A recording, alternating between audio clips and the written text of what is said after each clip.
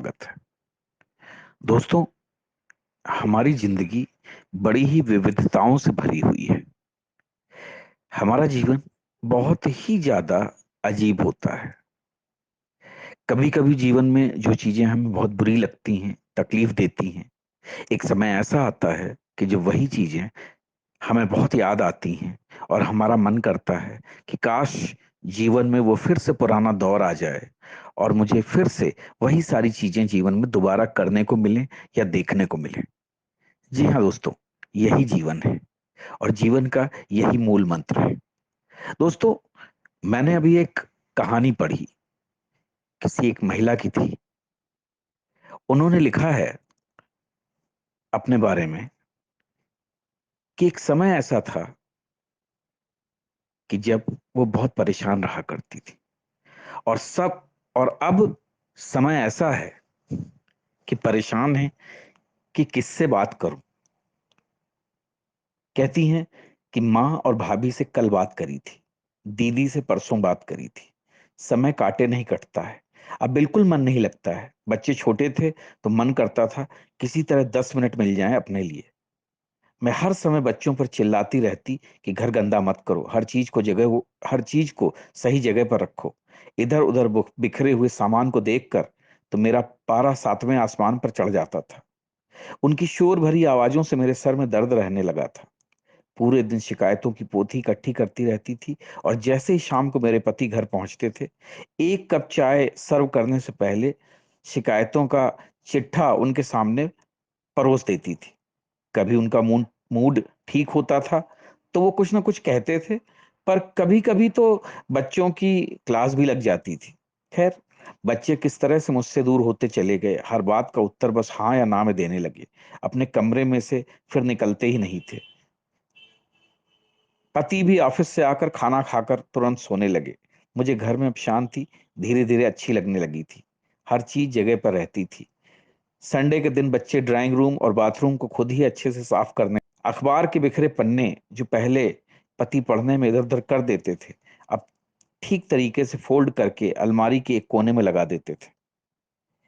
जब भी बच्चों के कमरे में जाकर उनसे बात करने की कोशिश करती, बच्चे कहते कि अभी पढ़ रहा हूं या फिर मोबाइल पर गेम खेल रहे होते थे।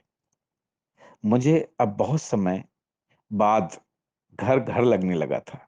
सब कुछ जैसा मैं चाहती थी वैसे चलने लगा था। पति भी खाने की कोई फरमाइश नहीं करते थे, तो इसलिए मेरा काम जल्दी से निपट जाने लगता था। अपनी सहेलियों के बताए सीरियल में देखकर खुश होने लगी थी। एक दो जगह किटी पार्टी भी जाने लगी थी ताकि मेरा सोशल सर्कल बन जाए। 2-3 साल इसी दिनचर्या में बीत गए। अब मुझे अपनी जिंदगी बहुत अच्छी लगने लगी थी। मेहमानों को भी कभी घर पे आने की फुर्सत नहीं थी क्योंकि उन्हें पता था कि मुझे भी अपने लिए समय चाहिए। बच्चे 2 साल के अंतर में 12वीं करने के बाद में पढ़ने के लिए बाहर चले गए। पति भी अब अपने दोस्तों में ज्यादा रहने लगे। अब बच्चों के कमरे में मैं जब भी जाती हूँ तो चादर पर कोई सिलवट नहीं पाती, शोर तो होता ही नहीं है, तो मेरे सर में दर्द भी नहीं होता। पूरे दिन ड्राइंग रूम से गुजरते हुए अपने कुशनों को देखा करती हूँ।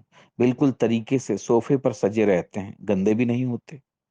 परंतु सजे सजे रखे हुए लगता है कि ये कुशन मुझे चिढ़ाते हैं कि मेरे चेहरे की रौनक अब कहाँ चली गई है। एकदम साफ सुथरा घर, फिर भी मैं बुझी बुझी हुई सी हूँ। कोई अब नहीं हो कोई अब घर में होता ही नहीं कि उससे बात करूं। इंतजार करती रहती हूँ कि बच्चे घर आएं तो कुछ रौनक हो जाए। घर की दीवारें मुझे जेल लगने लगती हैं। हर समय मोबाइल उठाकर मैसेज चेक करती रहती हूँ। फोन की रिंग या डोरबेल सुनकर सब काम छोड़कर भागती हूँ और बस इंतजार करती रहती हूँ कि पति, बच्चे, मेहमान कोई तो आए और मुझसे बात करे। जब दूर दूर तक कोई ऐसी घंटी नहीं बजती तो हर बार टेलीविजन ऑन करती हूँ, परंतु अब उन सीरियल की आवाजें ही मुझे परेशान करने लगी। अब सोचती हूँ, उन कुशनों से बात करके कहती हूँ कि बच्चे जल्दी से जल्दी घर आ जाएं तो कम से कम घर में रौनक तो आ जाए। पति का भी मन शायद घर में फिर से लगने लगे। ये बात दोस्तों सच है कि जब तक बच्चे अपनी जिंदगी की उड़ान भरने से पहले घर में रहते हैं, तब तक फैलते हैं और घर को फैलाते हैं। वो फैलाते हैं उन कुशनों को, खिलौनों को, कपड़ों को, और भी न जाने क्या क्या चीजें इधर उधर उठापटक होती है। और तब हम उनके ऊपर चिल्लाते हैं, हमें बहुत बुरा लगता है कि अरे पूरे घर को अस्त व्यस्त कर रखा है। लेकिन जब वो चले जाते हैं तो जीवन में उन्हीं अस्त व्यस्त पलों का दौर याद आता है, और उसकी बहुत यादें आती हैं। क्योंकि इंसानों से ही घर भरता है, सामानों से नहीं। सामान एक जगह पर व्यवस्थित रखे रहते हैं तो उनकी कोई कीमत नहीं होती, जब तक कि उन सामानों को बच्चे खेले नहीं, इस्तेमाल न करें। बच्चे हैं तो घर है, रौनक है।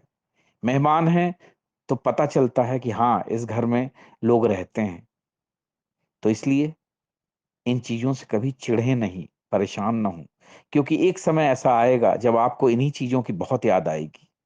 आपका मन रोएगा कि काश वो पुराने दिन फिर से आ जाएं, फिर से वही शोर शराबा हो, फिर से बच्चे घर में शोर मचाएं, उधम करें, सामान को इधर उधर रखें, ताकि आप फिर से उनसे शिकायत कर सकें।